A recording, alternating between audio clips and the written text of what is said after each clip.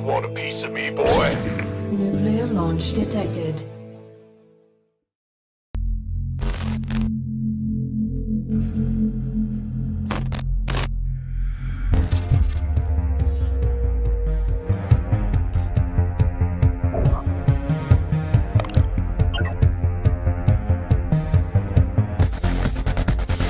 Probably hold on, maybe 20 supply down with creep spread and, you know, surround and all that, but 40, 50, that's going to have to be beyond just not microing anymore. Yeah, the target firing is actually going on right now, and obviously the micro is beautiful. Stop that, man. Stop it. Stop it. Okay. No, he's going to continue. I was really worried he was going to get the mothership core. I think he really wants another stalker, but of course that warp did go across. Oh my god, Bjorn is styling on him.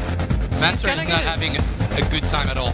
Oh, he will get it! He will get the last stalker, and those Marines, they will keep on fighting. Pretty abusive position, but once again, like, Kelazar's army it's no slouch. Like, with Stim, a concave can be really brutal, but he's not really getting that much of a concave. He looked at a point defense turret, actually. That was the Vikings, but I don't know if it was actually that helpful. Still all clumped up with his Marines. Oh, dear lord.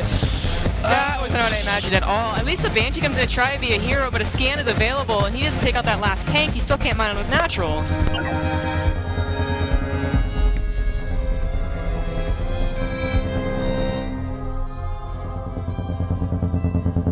And behind this, there's actually a Baining Nest going on the way here for No Regrets. He's gonna snipe the Spire. Oh my god.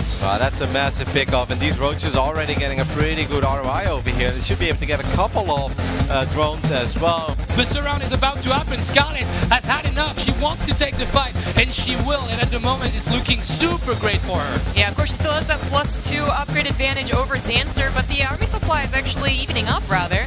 I mean, her surround is still going on, but now she's kind of getting pincered in as well. Does Zanster have a lot more reinforcements on the way, though? It doesn't really look like it. And there, finally, is that huge dip in army supply. Scarlet now up 30 and taking care of Zanster's army. Okay, but reacting now. That's a little bit too late. Scarlet in Canada in a lot of troubles here because roaches and Banelings will come out of that Nidus instantly, blow up those Zerglings. Maybe, yes, they do. And 3 Queens for the transfuse, and those units will unload directly in the main of Scarlet. And Canada is actually a little bit trembling right now because those roaches with +2 attack will take a great positioning on that ramp. Well, the Banelings will collide with the roaches. I don't think that was actually a good idea by sort of. That actually might have been a huge mistake. What? The Lings are getting a lot of surrounds, a lot of transfuses left over, but she still has more Lings that tried to do a counterattack, decided to actually go home, and sort of just lost his army.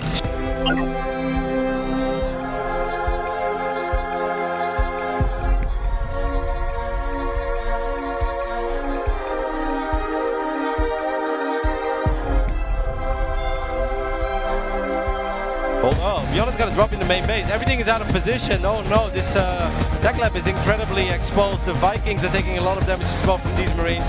That was a great drop by Bjorn. Finding an opening. Oh, he's picking the wrong tech lab. He's gonna get the other one too. Yep, a couple of Banelings are here, and he's going to get a lot of them, but one Baneling does connect, misclick.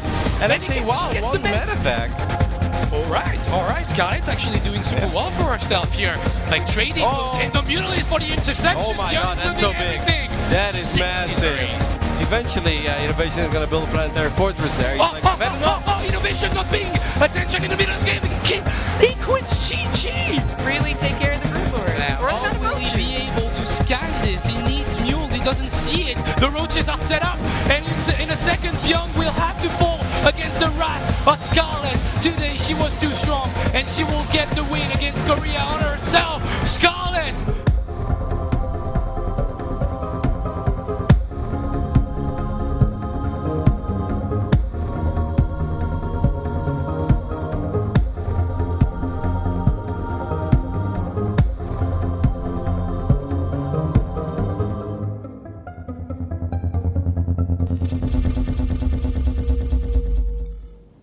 Hello and welcome to another day of the Starcraft 2 Nation Wars, brought to you by O Gaming and Blizzard. As you guys could see, we had a lot of fun yesterday, a lot of highlights, especially a lot of highlights from you, Jessica, on fire. Yeah, I did mention that's probably the most I've heard myself talk this entire Nation Wars, but it was an amazing day, so I'm glad there are so many highlights to have. I heard you had some fun outside of Starcraft today as well? Yes, I did, actually, and it kind of sounds nefarious when you say it that way, but no, I just visited Paris. It's like, the people like it to hear, like, what are the casters doing whenever they're not playing or watching StarCraft? Oh, well, you visited the Louvre with Todd? I did, yes. That's Todd cool. and our observer, Kevin. It was a fun time. It's a pretty big place, a lot of tourists and quite a lot of walking. I'm actually quite exhausted, but excited to cast some StarCraft. I feel like we're all a little bit exhausted. Tournaments like this, whenever you're on the road for a while, but it's going to be fun. Today we have a brand new group. This is the first time we don't just do the lower bracket of the previous day. That's because we had to rush the tournament by one day because a lot of people would travel towards WESG in China. So today we are going to continue with the next group, actually, which is Poland, Italy, France, which I know that the people from our gaming are very excited about. And last but not least, we've got Mexico.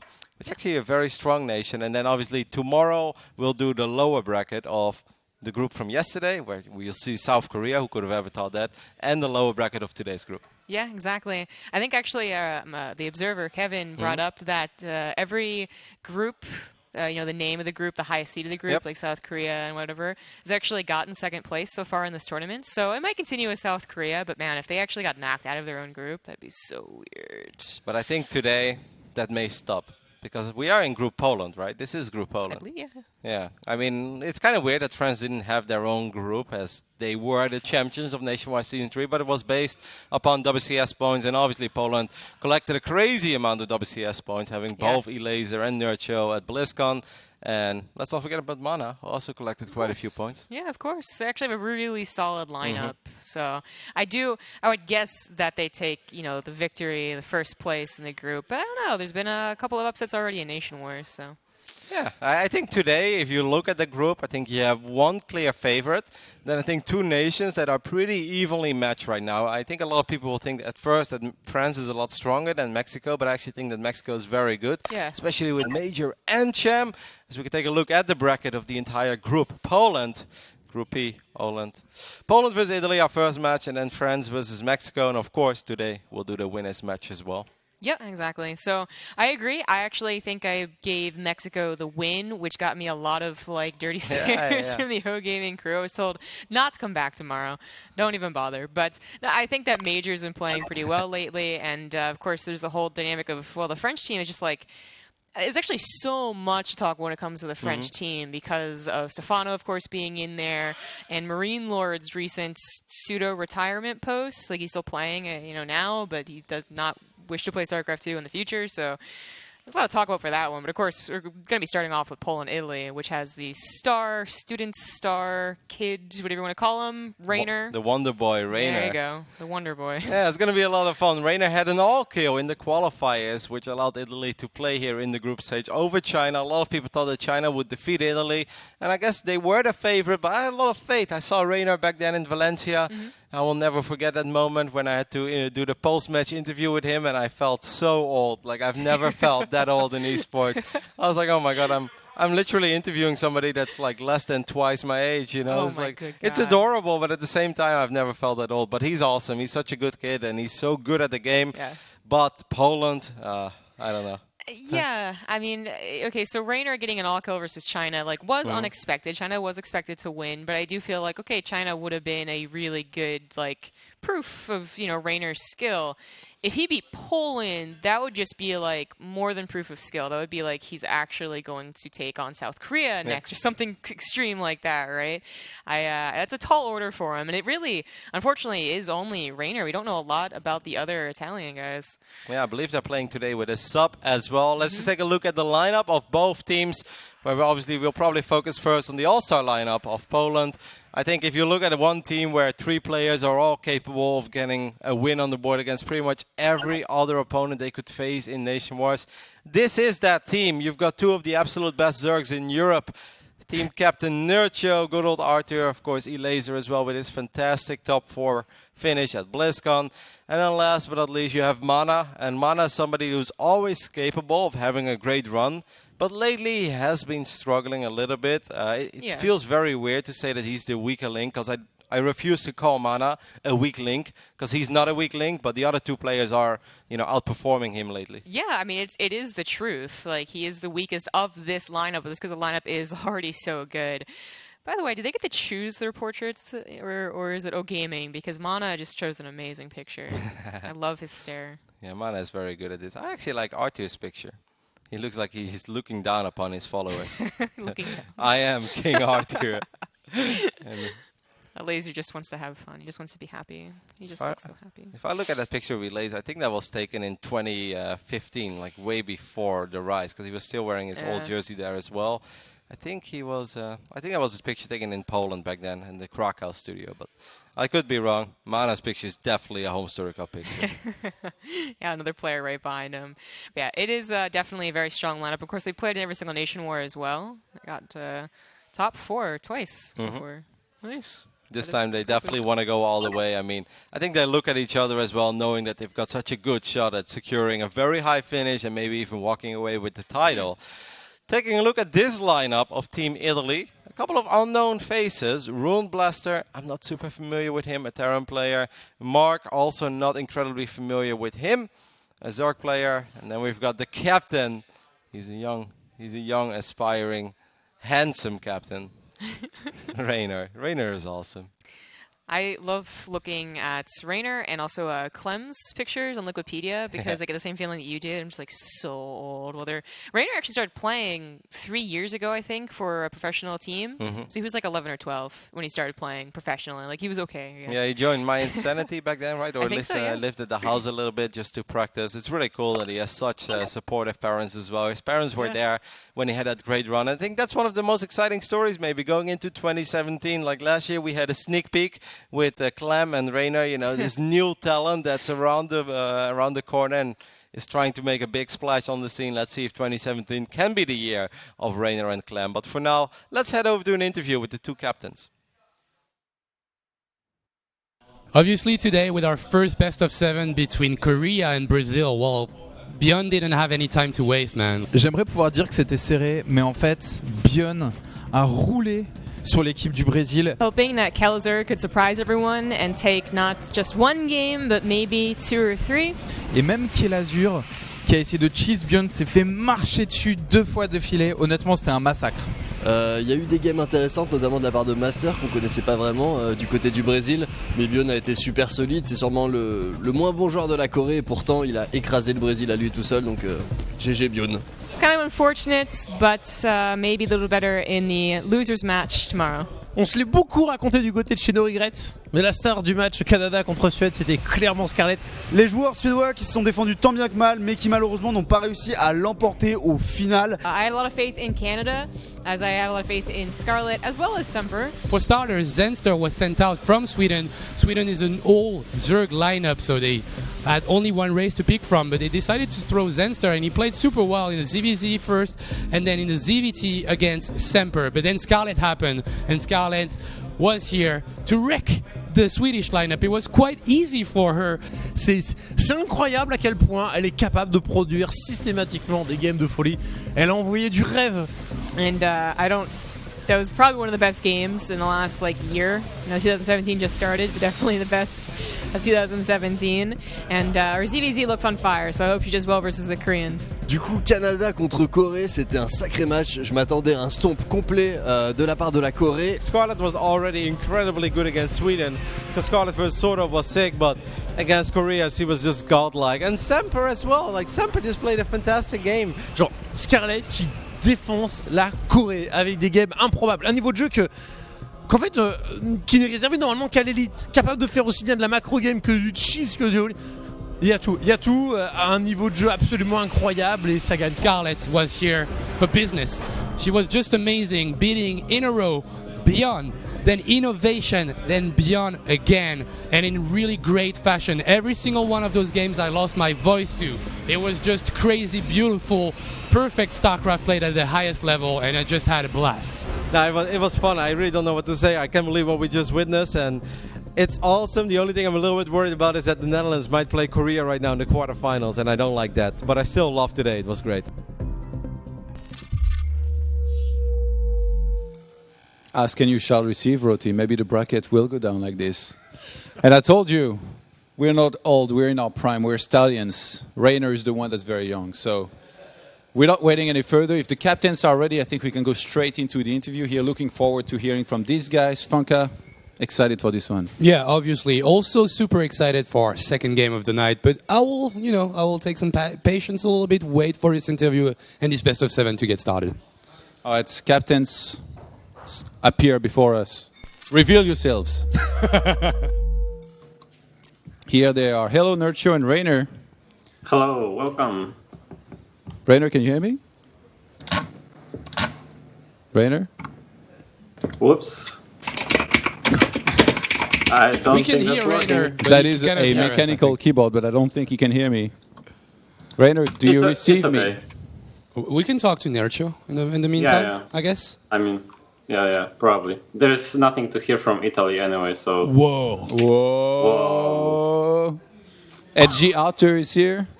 Yeah. Again, fortunately for the show, you know. Is it going to be smooth sailing for you guys? Are you very confident Yeah. in this matchup? Yeah, definitely. Like, obviously Italy is no problem for us. And then, again, I'm still surprised that you guys invite us to this tournament, considering, we destroyed France in the groups last season. Yeah, So, who won last season? Yeah, France, but we destroyed them in the groups, so... So what's better, winning in the I'm- groups or winning the well- tournament? I don't know. Like, It doesn't matter, because really? Okay. we are in the groups again, so... I guess what that's the if we state of beat them mind. again? Well, I think France would actually be okay with getting second place again in the group and then finishing and winning the tournament, Yeah. I mean, they were just lucky that they dodged us in the bracket last time. Rainer in the last Nation Wars played very well and like some good results. Do you guys just still look at him as a player that's not going to be a threat for Poland, or do you just think that you have too many strong players to just lose to one guy? I mean, yeah, Raynor is not a bad player. Actually, he's very good considering his age. But, I mean, we are world-class players and, we have a top 4 finisher at BlizzCon, which is Eliza. So, like, there is no way we are losing to anyone in this tournament. Yeah, you guys play in a lot of tournaments, actually, like both, all of you, Elaser and Mana as well. Do you look at Nation Wars as like one of the tournaments? Say, for example, last season when you didn't make it all the way. Do you look back at that and think, I really wish I would have played, or like we would have done better in this tournament? Is it a very important tournament for you? I mean, I like Starcraft 2 because it's a 1v1 game, and kind of Nation Wars turns it into a team game because, well, it's really hard to carry your team to the end with only one player. So yeah, we are definitely working as a team, and I mean, personally, I'm always excited to play and represent Poland. That's all. Okay, and have you guys done any special preparation for this, like knowing who you are going to face for quite some time now? Not even just, about Italy, but looking at like France or Mexico, have you kind of brainstormed with the other players? Yeah, we are. Well, I mean, we are brainstorming all the time in between the maps, like, maybe who's the best pick right now when we lose or something like that. Or maybe we set up the maps and the first player properly, but besides that, we can only practice our, overall game. Especially for Italy, like, we don't need to prepare anything special, just we need to play our best. Maybe we need to come up with something else against the stronger teams, but unfortunately, Italy, I only know Raynor and nobody else, so I don't think they're a threat. So it doesn't really matter to you if you actually make it and win against Italy. It doesn't really matter to you if you're going to play against either Mexico or France. This doesn't make any difference for you? Yeah, I don't think so, really. I mean, it's actually, for me, it's hard to predict who's going to win that matchup, France against Mexico. But we're ready against both. I mean, Poland is always ready. We are one of the strongest countries in StarCraft 2 since like 2005 or something. So, yeah, we're ready for everything. All right. I guess we can still talk to Raynor at the moment. Did we fix that situation?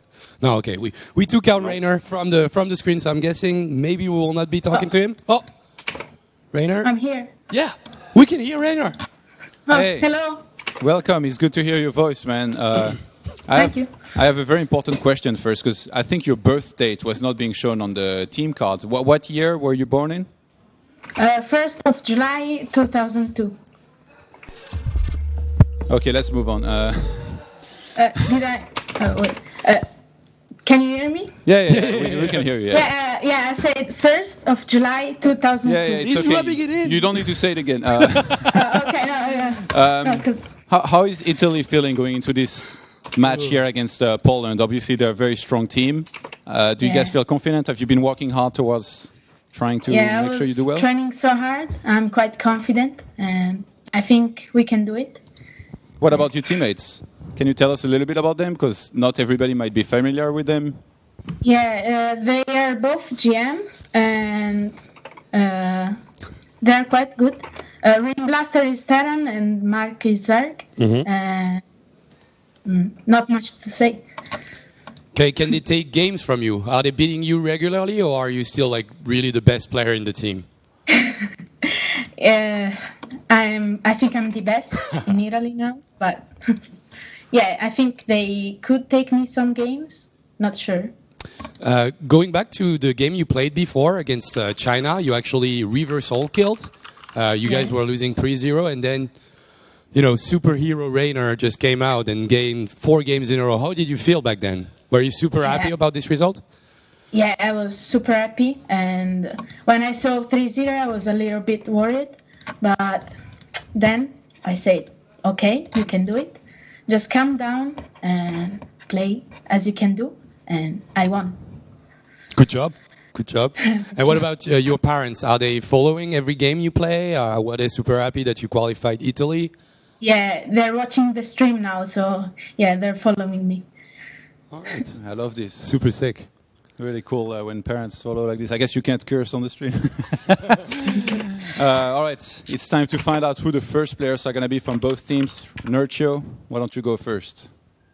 For us, it's the second best Zerg player in Poland, and at the same time, second best Zerg in the world. You? Elaser! Okay. You? Yeah.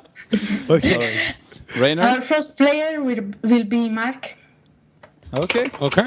Can I get a prediction from both of you, score-wise? 4-3 for us. Oh, it's gonna be 4-0, and if anything else, then I don't know. We're gonna exchange Elaser for Guru. You just know how to give a pep talk to your team, don't you, Nacho? That's so sick. All right, guys, thank you and good luck. Thank you. Thank you. Yeah, thank you. My favorite interview so far, definitely, for sure. Yeah, Nercho can deliver, definitely, and even having being able to talk a little bit to Rainer was also super, super nice. Great best of 7 coming up, I guess. I think we can kind of know what to expect from Elaser, but the Italian team, other than Rainer, like I said, we don't really know them, so it's going to be nice to find out how well they can do here from early on. And who knows, maybe surprise us. We've already had a couple, so without waiting any longer, casters, take it away and get us started with these games. Thank you very much, Johan and Fonka. That was a great interview. Rainer was adorable. At first we heard his keyboard for a while, which sounded very loud. It felt like he was throwing bricks on it or something. Then finally we did hear his voice, and he was pleasant enough to remind us that he was born in 2002. I was playing a game, and the guy's name was like something 2000, and someone next to me was like, that could have been the year he was born. And I was like... 2002. I think I bought Warcraft 3 in 2002. I wasn't that old in 2002, I suppose, but still, at least, I was like actually going to school. That's crazy, and I love Nurcho as well. Nurcho is by far my most improved personality of 2016. In the beginning of 2016, Nurcho was a guy that was always pleasant to talk to offline, but online he didn't really show much of himself. As we bring the predictions up, 4-0, 4-0, 4-0, 4-1. I think Rainer's going to take one game.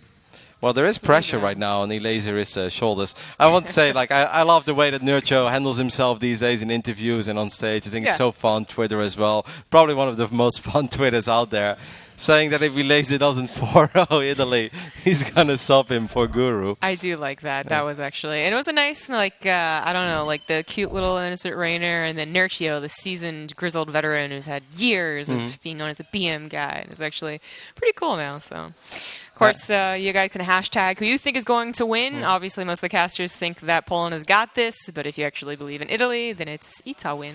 Yeah, let's see if the Twitter universe will turn against us once more, because so far they seem like to vote for everything that we don't vote for, and sometimes they were right. They were right yesterday with Canada versus South Korea, and they made us all look stupid, but I guess if you just keep voting against the favorite, eventually you'll be right once. That's true, actually, yeah. But I'm expecting at least to see a 65% Poland here. Poland, the Polish community in general, it may not be like the biggest community in the world, but they are very passionate and fanatic. Yeah. I think I've heard more about the Polish community certainly than the Italian community. Actually, like seriously, like learning about these players as they're sent out, I suppose. I don't know if Rainer is saving himself for last or whatever, but is going to be a treat because we just don't know much about Italy. It's actually, I guess, I mean, of course, we didn't know much about Croatia either. So there's a lot of countries I don't know about, but Italy is one of those ones that I would have figured would have developed a pretty good scene, but actually, I don't know anything about him. They used to have a pretty good other Terran player. His name was MIT Star Eagle, and for some reason, like I knew this guy very well because I played against him a lot. I could never beat him. He always had in Wings of Liberty as well. He had the perfect build against me. And I was like, man, it's so stupid. Like this unknown Terran player is completely unbeatable.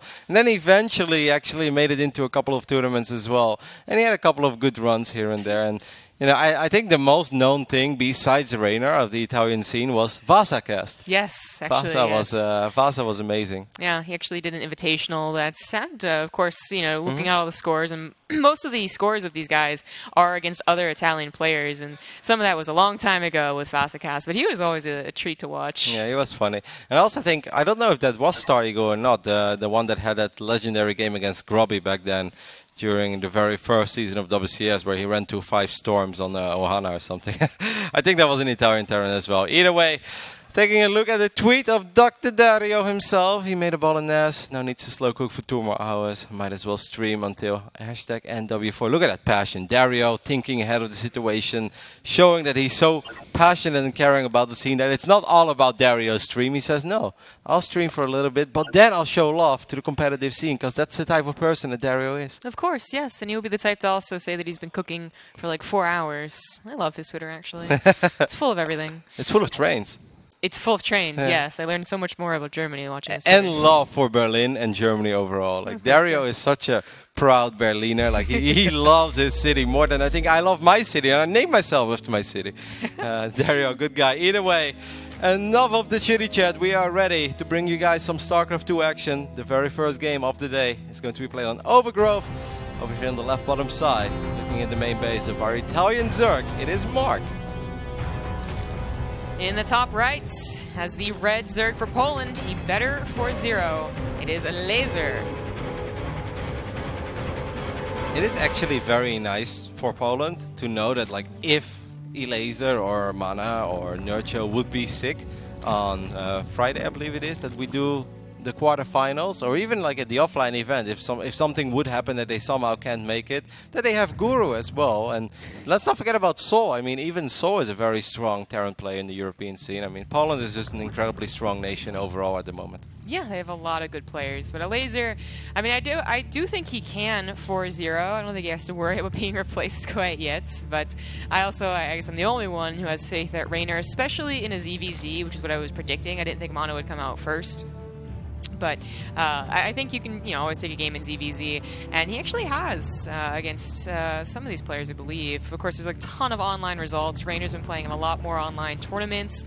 Still not quite all the time against the likes of Nurchio and a Laser, but I think he has experience against them at the very least. Yeah, absolutely. The one thing is, though, I think in general, if you come from a nation where you have a lot of strong players in a certain matchup that play the same race as you, then you tend to have a slightly stronger mirror overall. And obviously, Laser and Nurture are two players that run into each other very often, sometimes even at the biggest stage, like we saw at BlizzCon, but even at national qualifiers for events like WESG or, the European finals, where they both actually made it to the overall final of the entire tournament. So I think Laser and Nurture, they play so much high levels EVZ, they get so much practice in that matchup that I really don't think it's random by any means. They absolutely know what they're doing. Yeah. Well, we have a couple of Lings surprising a Laser here, just a tiny bit, because his queen quite low, but actually has enough to deal with it without losing the queen. Wow, that's a flawless start for Laser. I think that was 6 Zerglings, lost absolutely nothing. Maybe 1 Ling on the other side of the map, but that happened over here. So yeah, that's actually pretty unfortunate. I guess he also lost somehow Mark also lost a drone, so this is not a great start for him. We actually have a laser building quite a few lings as his speed finishes up. Mark only just started his speed. Yeah, that could be the downside of Mark losing his 6 Zerglings rather carelessly on the other side of the map. He didn't have any vision of this, and Elasis is going to try to jump on these queens. The drones are being pulled, but this one queen is going to get picked off immediately, and this is already a pretty successful start for Elaser, especially because Mark also lost an Overlord on the other side of the map. Oh god, this actually might just be game over. There's just going to be too many lings, and of course the laser now seeing that the opportunity to win this game right here, right now is open, is going to continue flooding lings, doesn't even really need the Banelings, and I believe this is it for our surprise player, Mark. This is that question that people often ask on Reddit, you know, how would your average Grandmaster League player do against somebody that made it to the top 4 at the WCS Global Finals? Well, often games will look like this, you know, one small mistake. There's a very good chance that if Mark doesn't lose those lings early on, that this is a completely different game. Maybe he has more track on it, he sees the attack coming a little bit sooner. But this is just Elaser being as good as he is. He's like, well, okay, that's an open invitation for me to just straight up win the game. Yeah. I see that you made a mistake, I'm going to capitalize on it, and it's over. I also feel it's a little more brutal in ZVZ, where it really is the difference between making a round of drones and not making a round of drones. It really just makes you look bad. I mean, Mark's a GM player, he's not actually that bad, but there's also could be nerves, but I think it really was just, he made like 8 drones, and then you got lost 6 lings, and that was kind of that. So unfortunately, Italy's already having to decide their next player. I mean, we've all been there as well as RTS players. Whenever you play a match that matters to you a lot personally, whether it's on a high level or not, you know, we all have matches we care about. And it's that very first moment where you're like, I think I should go for the queen. And then you go for it and you're like, oh god, that was a bad decision. Oh my god, I lost the drone on the other side of the map. This is disaster. And then the Overlord dies. You're like, god, you're like, literally everything is falling apart. And that's kind of what happened there for Mark. Wow, a lot of people voting for Italy. I don't know if that's just to spite Rotterdam, because he said like 65% at least. You guys coordinate on this? I'm done. What? You know, after this tournament, you guys won't see me anymore. Well, maybe WSG, but after that, I'm taking a break. I'm going full Nate, streaming only. I'm done with this community. So the next map is going to be Echo. That's actually predetermined. I didn't know that till yesterday. That's. I thought it was, but then they never actually, you know, up until now, we didn't have the order, so I was like. Boy, they just wouldn't. I thought it was like a guessing game, because I believe that last year the team that lost, I think that they could choose which map they want to play and send out, and I think I just assumed that the rules were the same as last year. But the second map will be Echo. Now Echo is a map that's not terrible, I think, for ZVT, so there is a small chance that maybe Rune Blaster says like, hey, give me a shot. You know? Possible, yeah. I think actually surprisingly his TVZ might have been one of his lesser, as a not as good matchup, but it is. He's gonna have to do here, unless they already want to send Rainer out. We'll see. It's like Rainer can probably choose, like, does he want to play Echo or Daybreak? It's going to be Echo, or Room Blaster. I think it makes sense. I think Echo is one of these maps where if you have a decent opening and then just secure 3 bases, you knock down that cooling tower, you can sit, you can build up an army, and you know you can always say that whether it's playing against Elaser or not, there is a chance that you can make something happen with a good push. Yeah, there's a chance. I really find it quite difficult, though. Like, I feel like if I'm thinking about a TVP where you can get 3 bases and then just go get Liberators and hope to God Liberators are really as OP as everyone says. Like, that's different. TVZ, like, unless he plays some type of mech, which would be very interesting, you still have to have that pressure, you know? I would not mind seeing some Hellion Cyclone, by the way. I would not mind that at all, because Innovation didn't show it to us yesterday, and that made me a tiny bit sad. I do want my fix. I mean, I know we're going to see Nathanius in action again within a day or 2. I believe like tomorrow we'll have the lower bracket matches. Yeah, so 2 days from now. 2 days. I'm so pumped. Nate's going to go to Paris. It's going to be the best thing ever. So I believe we're almost good to go. I had a small update, but I didn't hear what it was. Neither did I. Okay. Great job. But yeah, what we were talking about before that. Oh, just like TVZ. Mech would be cool. I mean, and it's something that would also really surprise. I mean, there is one good thing about not knowing much about the Italian team, and that's that, you know, Poland doesn't know much about the Italian team. So you come in with like a weird Blue Flame, Hellbat, weird timing, you might just get a free win against a laser. I don't know about that, though. Would be fun to see, but it's definitely not going to be that easy. Either way, can he surprise us? Representing Italy, spawning on the left top side of Echo, it is Rune Blaster. Archangel is better on that name. I do know that name. I've played against him. And in the bottom right is the red Zerg. He is a laser. Obviously, I lost. Oh, Eli's opening up very safely here. It's going to be gas pool. Doesn't want to take any risks. I suppose the other thing we didn't really get to talk about that much, but the 3-Rax Reaper on Echo is pretty popular. So we haven't really been seeing a lot of 3-Rax Reaper. The time that we saw it yesterday, it was really in the best sense of the word like an opener for Beyond, and obviously didn't help him that much as Scarlet ended up taking him out. But I mean, I feel like a lot of Zergs have gotten really comfortable opening up with pull first anyway, because you still send those 2 Lings across the map and potentially kill the SCV. That's absolutely true, but I also think it's very important to mention that this entire map pool, this old school, basically second dream map pool that we're looking at, it's a terrible Reaper map pool. It is. Like this map, yes, there is one way to go into the main base, or maybe even a second way. I think you can go via the turret base as well, but overall it's just, this is like one of the best Reaper maps out there, and it's still not a very good Reaper map, but maps like Daybreak and Overgrowth, it's just like once you go in, you can't go out anymore. That's why I was so just like puzzled in the beginning of this 3-Rax era about why it was so popular, but it actually works still very well for some other European Terrans. But a laser, I mean, at this point, you should know that it's not a 3-Rax Reaper. I guess Zova actually hasn't made it over quite yet, but to get an early Roach Warren sometimes can be like ultra super paranoid defense, but I'm thinking he's just going to make some Roaches and try and kill Rune Blaster. Laser has no time to waste. He's like, I'm actually quite excited to see Mexico versus France, both Laser and Notre, and not just Starcraft players. They're both very passionate members of the community, and they are probably generally excited to see who's going to win between those 2 nations, where, once again, I think Mexico is a real sleeper, especially with Cham. Cham is so good. It's definitely not a one-man nation anymore, which it perhaps used to be when they just had Major. Yeah, perhaps. I am excited for that match as well, but this one isn't quite over yet. It does look like these Roaches were just the safe Roaches, which I find very odd. Maybe he runs them across the map and morphs them into Ravagers as well. Yeah, that's true. I mean, 3 Ravagers, it's still going to be able to stay outside if an Overlord's giving that high ground vision. It's very annoying pressure, but it's not quite like the 6-7 Roaches I thought he was just going to try and kill Rune Blaster with. Poor Laser, whenever people look at him and see him do anything like this, obviously everyone will be thinking about his series against TY at the BlizzCon. That didn't go very well. 2 incredibly short games on Dasson, and I forgot the other map.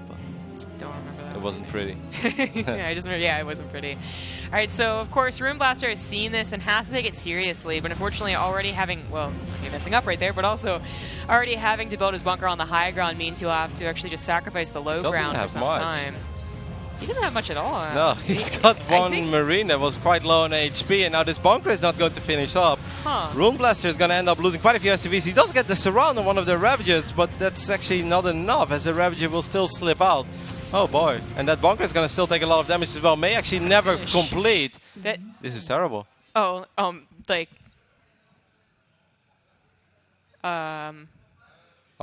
apparently... Oh my god. So... we're going to remake this game because apparently the Terran that we were watching was not actually Rune Blaster. What is that? So that means that somebody pretended to be Rune Blaster, somehow sneaked into the game, and you and I just casted a game that did not matter at all and wasn't an official game. I'm not even sure what to say. I want to say that's amazing, but it's also really BM of that guy. Yeah. I mean, you can hop in, like, if you're, like, sometimes actually the friends list just bugs completely, and they can hop into games you really shouldn't be able to, but also if that's just like a friend of someone that hopped in, that's, I hope he gets an earful, basically, but that's super awkward. Well, and that's actually kind of sad as well for Laser, who probably just thought that he already won his second game, that he secured a 2-0 lead. All right, so we're just going to remake the game on Echo, and this time we'll actually play with Rune Blaster. Unfortunate for Laser, because now he kind of revealed his opening as well in his build order. But yeah, actually, that is that's a pretty big bummer, I would say. Yeah. That is, of course, a different type of build order. That's something you want revealed, but I'm still a little bit in shock. When the production started talking to us, I thought they were going to be like, oh, his APM's at 0. You know, yeah, that's what I thought as well. His keyboard is disconnected. That's why he only had one Marine. I was like, that makes sense. Just a different player. Imagine if that guy would have actually gone full troll mode and he would have just taken a planetary in his natural and siege up, and we would have been casting this like 37-minute game that didn't matter. That's the other thing, is that like if you do manage to like get to this point where you're actually in the game and no one has said anything, you just try and play a regular game. Like, is he hoping that he wins and he can say like, JK guys, like I just beat a laser. But there is no winning there, because then still the community will be like, that's still very rude of you. You wasted everybody's time. You wasted the time of, there's a whole bunch of people working here in the studio. Either way, it happens. It's a mistake. Looks a little bit silly, but we got to forget about it, move on. We're going to try to rehost it, and this time make sure that Rune Blaster is actually in the game. I was already like, God, how long have I been casting StarCraft? Like, probably like 5 years casting, right? 7 years watching, I guess, 2017, right? I don't think I've ever seen that. I've seen the trolls that I've got seen in worse as than observer. this. Really? Yeah, like where people pretend to be the player, but then the game is 3 minutes on and they say the absolute worst things. Like that was a real trend for a while. Yeah, I remember that the observers would join in. Like they pretend to be some observer for a different language, something like that, and then they just start saying like I experienced some of that. That was really I don't know bad. about That was a players bad masquerading time. and then just playing a normal game up until that point too. That was a very uncomfortable time. It happened was. once or twice to me as well. It's just like you're sitting there with your mouth full, you have just no idea what to say because like you can't really pretend like that just didn't happen, but at the same time you can't talk about it either. And I feel like did that happen before you could resume from replay? Yeah. So just super awkward. Yeah. You couldn't do anything about the guy. You can't kick. And they would also, observers. they wouldn't do it immediately, but they would wait like till the game's like 7 minutes in, and like the 2-base Immortal Century attack was about to come. Yeah, those were dark times. Those were not the favorite times of me as a commentator. Fortunately, it didn't happen that often, but hopefully we can get the real game going as quickly as possible. Keep the tweets coming. #NW4. Let us know who you think is going to win this one, and of course the next match. I'm looking forward. You've never seen the Gaming Studio guys when France is playing, but they go crazy. Like expect to see baguettes, weird stuff, lots of screaming, potential champagne for every map they win this year. But champagne, just like pops, like screws going on everywhere. I don't know. I've never seen them while France was playing, but I did see some of the hype for just in general. Like you can actually hear the Gaming casters. I think they're downstairs now. From up here, so and it just for like the most random things too. Actually, I think when a laser paused, I heard them scream, and I was like, "They think he was gonna win?" I don't understand what that was. I love the screaming when Haas was announced every day. Like, or that. Yeah. So some of the French casters in this building, they are the biggest Haas fans in the world, and we all love Haas, and I love Haas too. I think he's always very fun to watch. But on a certain point, I am always like, I don't know, I'm a little skeptic. I'm getting a little older. It's like, yeah, this is all fun, but it would be really cool if he actually wins a couple games now. You know, like I've had it like with the Oracles. Oh, it's fun, it's cheesy, it's cool. But like if you win, that's when I will lose my mind because then it's super cool. Yeah. But if I see something weird 7 times in a row, but it doesn't work. Exactly. Yeah, I remember Alfie, the Finnish Protoss, who used to be a Warcraft 3 player as well.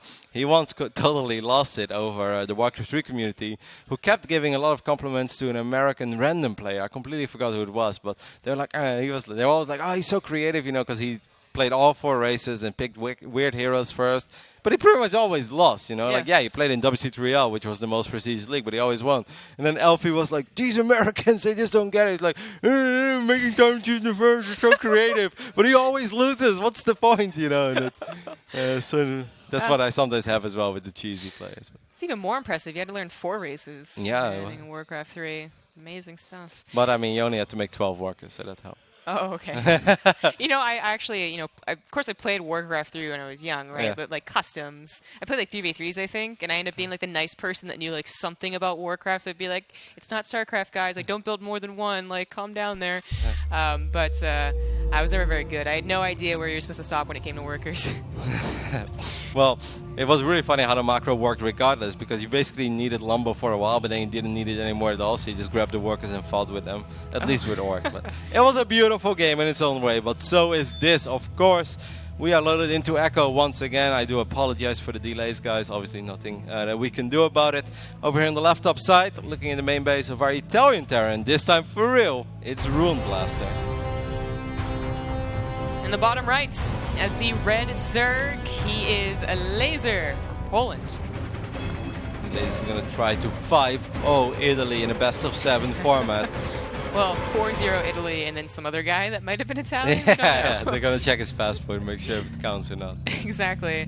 Well, I feel just like now I have mistrust to everything. Like when it came to those observers back in the day, I just like never trusted any observer ever again. But now I can't even trust the players. Like this is messes with my mind, man. It's all right. So as we talked about before we got into the game, again, the correct game with the correct player, a Laser unfortunately had his build shown, and that was something I think he really that was not a reaction or anything. He didn't scout anything. That's what he wanted to do. Does he do it again? I mean, Scarlet ended up doing her cheese twice in a row after a disconnect, and look at that. Laser's thinking the same thing. Yeah, once again opening up with that Roach Warren. Not expect. It would be fun if this time he does go all out. You know, it's like you've seen the variation with just the 2 Ravages and the Roach. This time it's gonna be 7 Roaches, and I'll just keep him here. But obviously, Room Blaster's probably thinking about the things that he just saw as well. He's gonna make sure that he keeps his Reaper alive and has a good idea of what Elaser wants to go for. Look at that Marine skin. Yeah, and interesting that he's going to build a Marine right off the bat, not a reactor. So these Lings might... actually, I don't know about the timing here. I think the Reaper, if it went right to the main base, could have seen the Roach Warren and then like immediately had to dart back. But we'll see. The Lings are going to that natural base. Will the Reaper... most Terrans see the hatch and they're like, well, I guess that's enough information for now. But how fast did he pull back? Can he save his SCV? Yeah, the 2 Lings sneaked across the map, and that's a little bit unfortunate. But there was that 1 Marine that's supposed to prevent this from happening. 1 Marine could have actually dealt with it. But no, you cannot build it right now. So that's a lot of lost, well, not mining time, but a lot of lost building time already on this CC. Look at the delay that these 2 little Zerglings caused already. This is actually quite bad for Room Blaster. Yeah, and that last one was waited even further. This is quite bad, of course. The Reaper having to go back and deal with the Lings means that it did not scout the Roaches on the way over. They could have at very least seen the Ravagers forming. Now, are we watching a replay, or like I feel like I'm watching the exact same game so far? Very close to being the exact same game. Of course, the factory is still on the reactor, but Hellions don't help out that much versus Roaches. The only good news is that it's a very small amount of Roaches, and I don't really think they're supposed to end the game like the end of the last game, and maybe ends the game here. I do like to swap to the Cyclone, but I think he only just swapped it, so yeah, it's not even halfway done.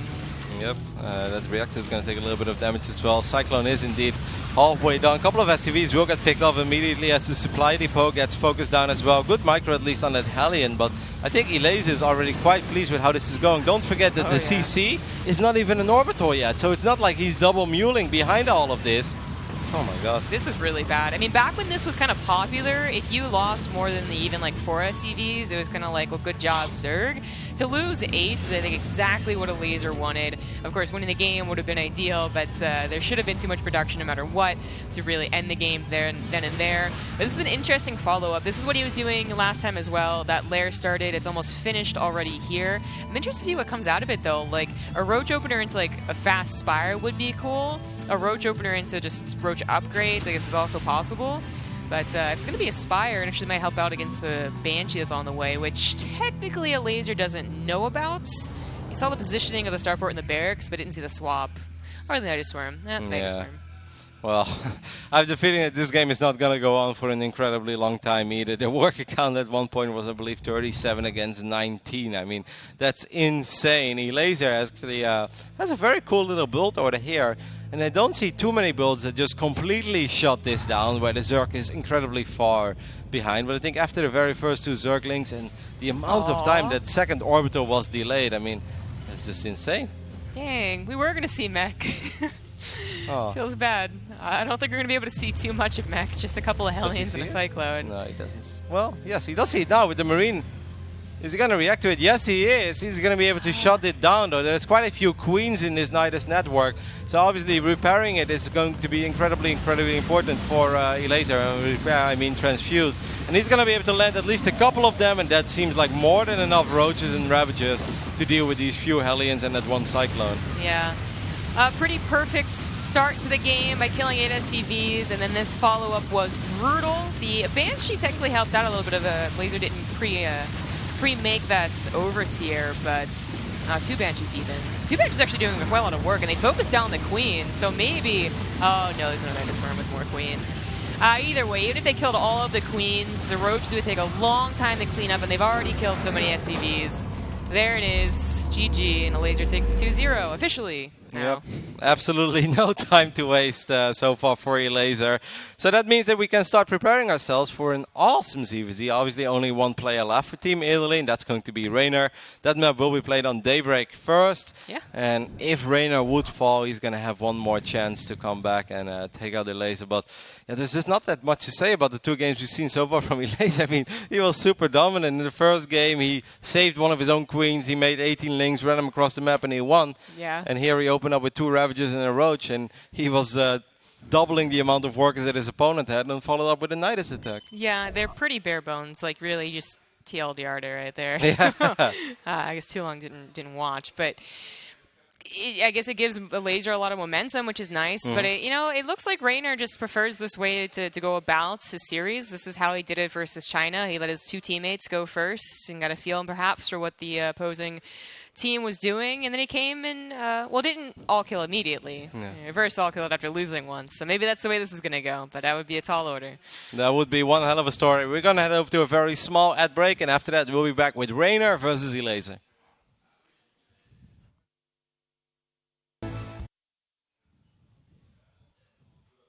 Welcome back, everybody, to the Starcraft 2 Nation-Wise, where we are in the middle of Italy versus Poland.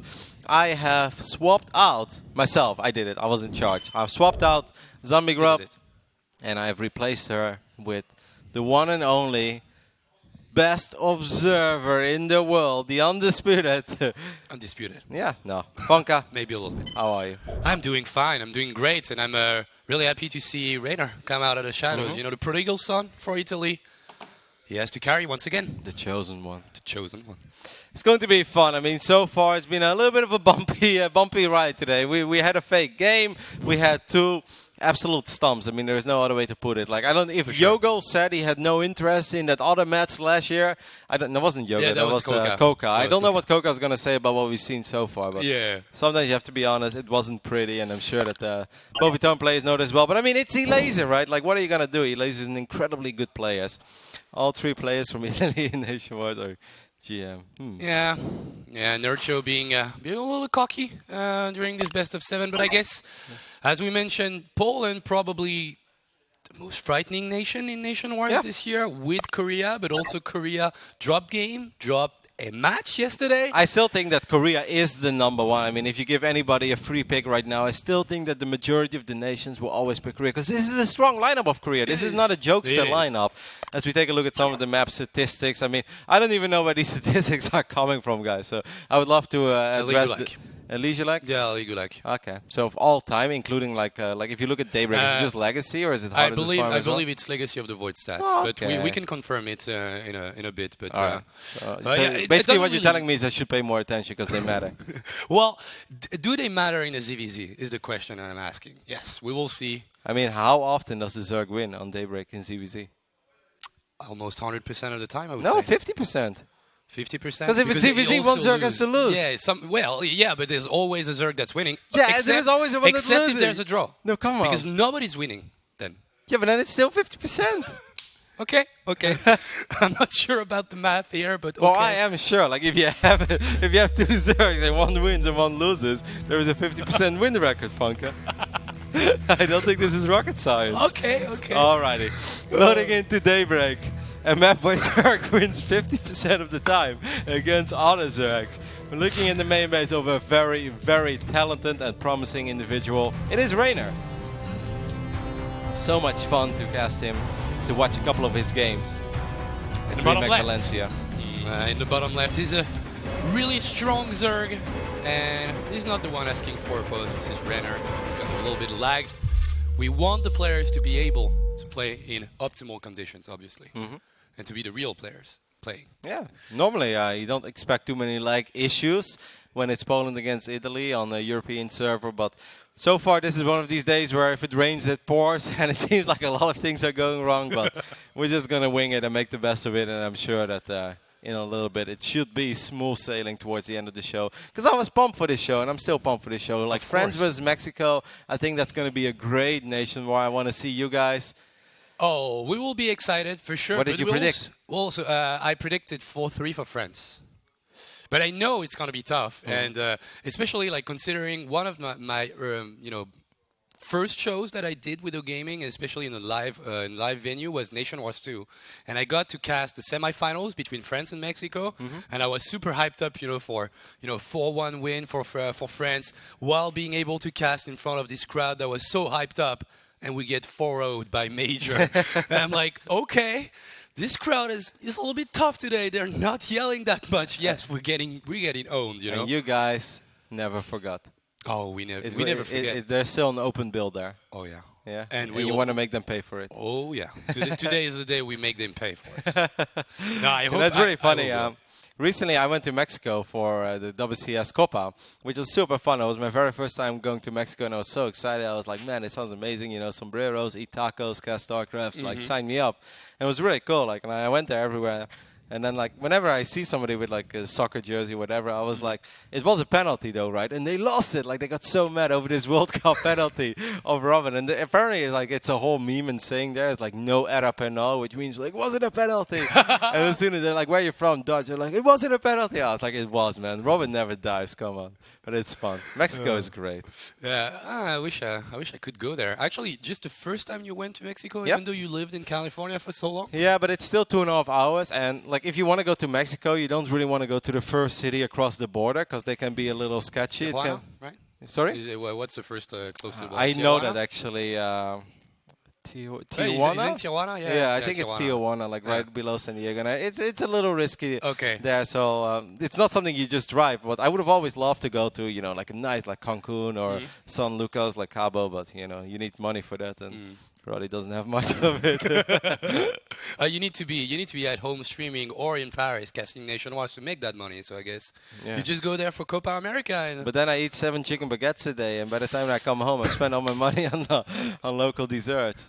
He's got nice little desserts as well with strawberries. I've had one today too. Did you see the ones that Yes. somebody brought? Oh. Yeah, but like, what happened to the New Year resolutions? A little less sugar, and you guys bring me all these desserts. Like, I'm breaking literally every resolution I've had for myself in the first week. Is that your resolutions you made? Like slightly less sugar, less Red Bull. Less Red Bull. I mean, there's a lot Still of sugar. Red Bull, but yeah, no, like 1 a day, maybe 2. But I'm trying to slow down with the 6. You know, that's a little kind of pushing it. Yeah, you were trying to get a record or something. I know you got into an argument with a guy that could chug 1 million Red Bull every day. You know, that was during DreamHack days. But Poland will be the nation who will be winning if we take a look at your votes. 61%, 40% for Italy. Not too shabby. I said that I was expecting at least 65% for Poland, so I just don't think we're going to see it. Because everything I say when it comes to voting and predictions, never happens. People are at home and like, what did you say? Hashtag Ida win, you know, like immediately smackdown. It could be 3-0, and in the final game, it could be up 140 supply. And they would still vote for Italy. They will still vote for Italy. Yeah. I don't know. There's something about seeing you being a little bit wrong that, you know, that's just funny. And I guess satisfies you? Yeah, it satisfies me a little bit. Right. But you did bet 4-0, right? In this one, yeah. Yeah, okay. So I mean, but I would love to be wrong on this one. Let's, you know, I don't care. Obviously, I like to make correct predictions. But if Reina surprised me here and takes 1, if not 2, or even 3 maps, I just think that stuff is awesome. He's such a promising, young, awesome kid. He's so fun to watch.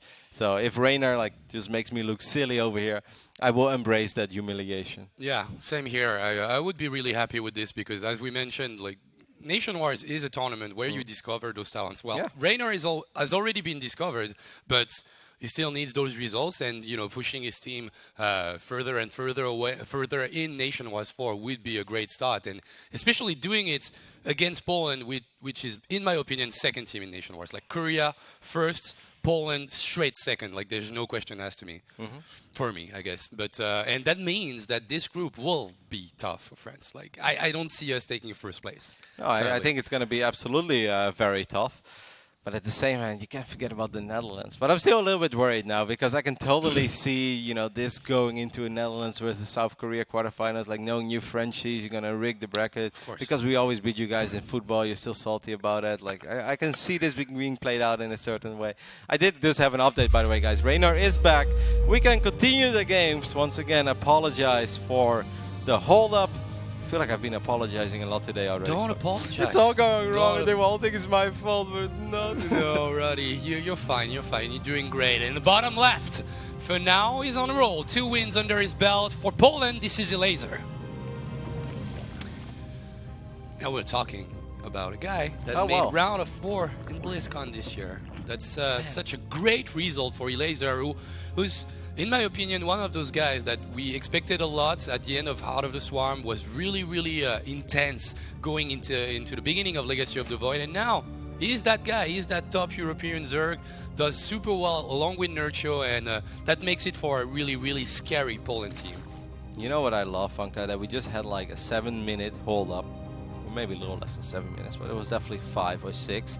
And the moment we were back in game, you immediately picked up where we left. and you follow it up with the introduction of Elazer. That's very impressive.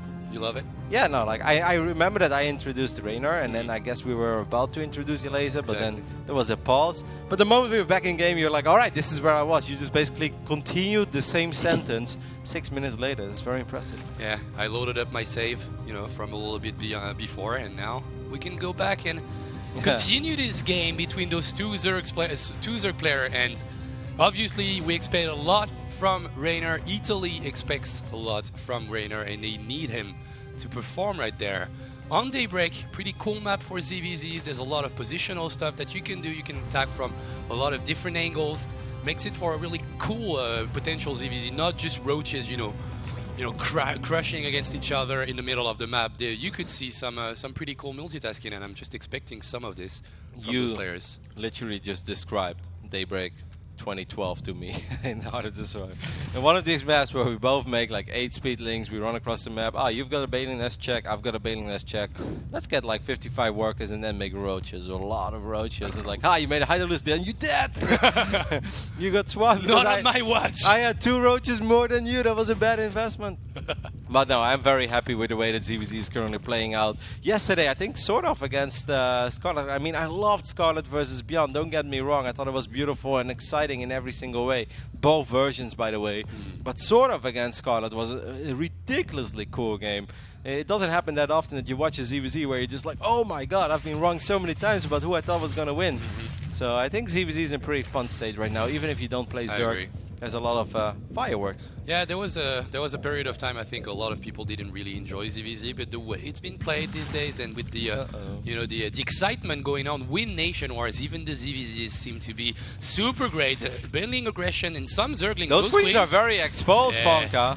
Surrounded instantly, but some Banelings come in to defend against those Zerglings, and those queens are still alive. Did you see how good it was by Elazer sniping one of those Banes to make sure that the other Banes could not connect with his defensive Banes? However, now his Banelings were a little bit late to the party. Did he just exploded one of his own Banelings there? Or was that a Raynor Baneling? What just happened? I think there was a Raynor Baneling that came from the right side. You see some units actually streaming down from the ramp. Those are 3 Banelings, and this could take our good friend Elazer a little bit by surprise. Nice connection. Wow. 2 Banelings for 1, and 1 Baneling for a couple of Zerglings, and still Raynor actually destroying every single defense that Elazer has, and he's trying to transition into Roach Warren, but at the moment he needs units, and he needs them fast. Wow, Elazer a little bit underestimating this pressure from Raynor. Is going to get the wraparound on these 2 queens as well.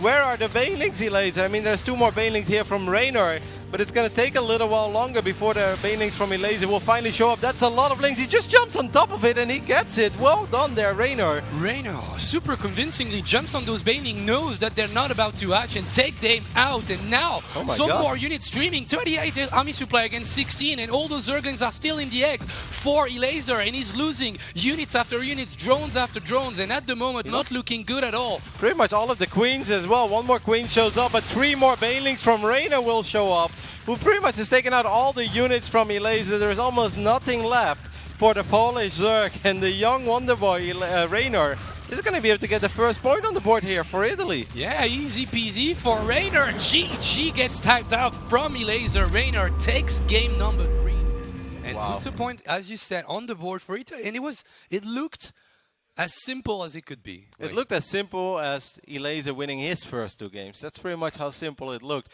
It was funny as well, because the very first attack, it seemed like Elazer was pretty ready for it. I love the way that he sniped that 1 Bane, and then the other Bane could only connect with the 2 Banelings of Elazer, so it didn't do anything. And it felt like everything was going according to plan, but then suddenly more links, more Banes show up.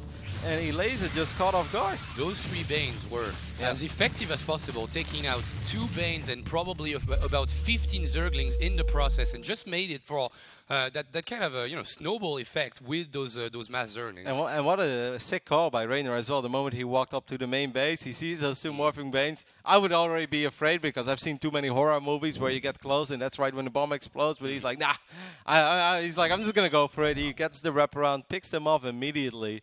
So who is it going to be? Is it going to be Mana, or is it going to be King Arthur himself? I'm wondering. I would say like Poland would like to feel comfortable and maybe drop down like Nurture instantly, but Yeah. Nurture also said in the past that he really didn't enjoy ZVZ, so both options are, I guess, available. It's going to cool. be Mana. All right. A pretty cool Protoss game for you. Yeah, exactly. I didn't really expect to be casting any Protoss here, so that makes me happy, and it makes me happy in general to cast Mana. Always love watching his games, love watching his stream too. His stream is funny.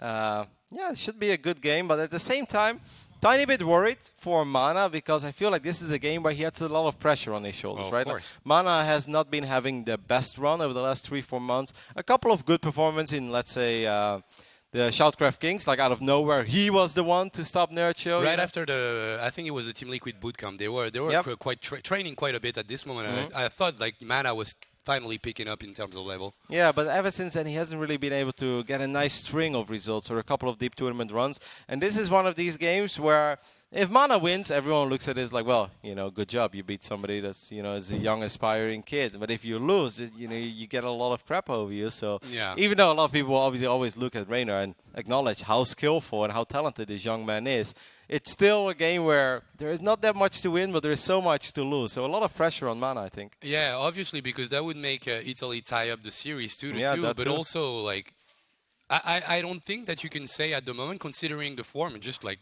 Reynor showed us that he was in form. He was ready to play, not feeling that much pressure against Elaser. And now I would probably say, if you take out, you know, the long history of Mana as a professional player, I would say that Reynor may be slightly a little bit favored on this one. That's crazy to say, but I mean, maybe if you base it truly upon results of the last 2-3 months. But I also think it's important not to underestimate Mana. Like he may not be having those like top 2, top 4 offline event results that he used to have in the past. But if you go throughout the history, 6-year history of Starcraft 2, pretty much every single year Mana's had a deep finish somewhere.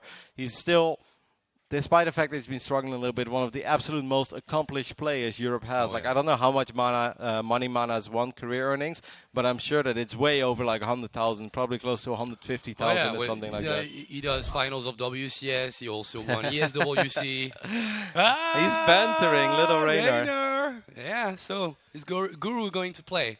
Yeah, Nercho actually, you know, trolled taunted a little bit, saying putting that his teammate on blast. Yeah.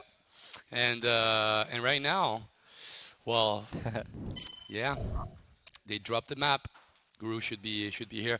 Guru should get ready for our next matches in Nation Wars. So both players. Poor Elaser. I feel like sometimes when I see the relationship that Elaser and Nurture have, even though I'm not sure if they were always the best of friends, but I think they're actually on pretty damn good terms with each other. I feel like you're watching a younger brother, older brother relationship where no matter how amazing the younger brother does, the older brother will never give him the recognition he deserves. It's like, you know, if I was Elaser, I'd have a complex. Like, all I want to do is get, you know, the stamp of approval of my older brother. Yeah, but don't you think that also pushes Elaser to, you know, perform a little bit more and so that's just, like, you know, prove him wrong? That's like 10 years from now on ESPN is going to make a sick documentary about the relationship that Elaser and Nurture has, and Nurture is going to be sitting in it like his old wiggle chair on a Porsche, you know. I made him. But he's like, I did everything I did it to make him better. And it's like a tear will be rolling down. Like, it was hard at times to be this cold to him, but I just knew that he had the talent in him, and I did whatever I could to keep the fire burning. I would watch that documentary. Me too. Instantly, man. Me too. It would be beautiful. Oh, yeah. Probably need a napkin as well. It's like, I was there. I saw it firsthand. Yeah. It's like those damn onions. This is the most beautiful ZVZ love story I've ever heard.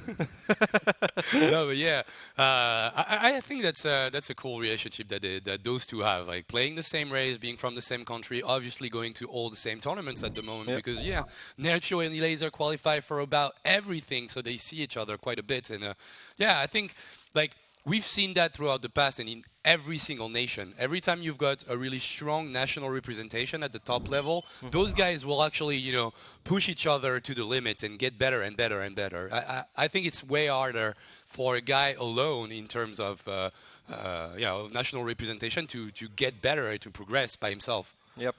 And that's kind of the situation that that Reynor is currently in, right? Exactly. Obviously, we don't know that much about the other Italian players, and it's unfair to judge them on a single game against Elaser. Like, you don't want to do that to anybody, but you just don't hear that much about them. So it's safe to say that Reynor is kind of carrying the torch for his nation, but so far he's doing a good job. The next map is going to be played on Vani Research Station, a very fun map for ZVP. Taking a look at those stats, 51% Funka. That ain't 50. Yeah, that ain't 50, that's 51. Just a slightly bit in favor of Zerg. And if I had to make a call, I'd say it's because of those bloody golds. I would say it's because of Bly and his proxy hatcheries. He just like tips the skill. That also works. It's like every time you're like, I wonder where he's expanding. Other than natural, he's probably taking a look around. No. Well, is this one of these guys takes the golds? He's like, oh my god, I'm too late. And then you see like the 4 spines and 84 Zerglings on 9 drones running into your main. I wonder if we see a strategy like this coming out from Raynor. Is he the kind of guy that would go like all out in such a tense game like this? I think he's a pretty confident young man. Yeah. I don't think he's afraid to macro it up, and I don't think he has to at all. I like it. A little bit of banter coming out of this man. Our Polish Protoss spawning on the top side of Vani. It is Mana. And in the bottom side of Vani Research Station for Italy is Prodigal's son, Raynor.